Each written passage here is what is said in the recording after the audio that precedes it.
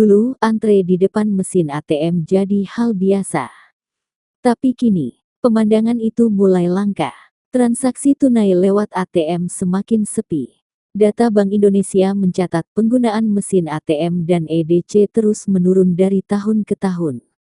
Masyarakat perlahan meninggalkan transaksi konvensional dan beralih ke yang lebih praktis, platform digital non-tunai. Dari mobile banking, e-wallet, hingga QRIS. Semua bisa dilakukan lewat satu sentuhan di layar ponsel. Tak hanya di kota besar. Kini warung, tukang parkir, hingga pedagang kaki lima pun menerima pembayaran digital. Kecepatan, kemudahan, dan keamanan jadi alasan utama. Tidak perlu antre, tidak perlu bawa uang tunai. Bahkan generasi yang dulu terbiasa dengan uang fisik kini ikut beradaptasi. ATM makin sepi bukan karena ditinggalkan, tapi karena masyarakat sudah menemukan cara baru yang lebih efisien.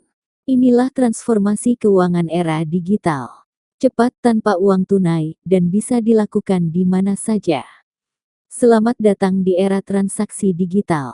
Lebih simpel, lebih aman.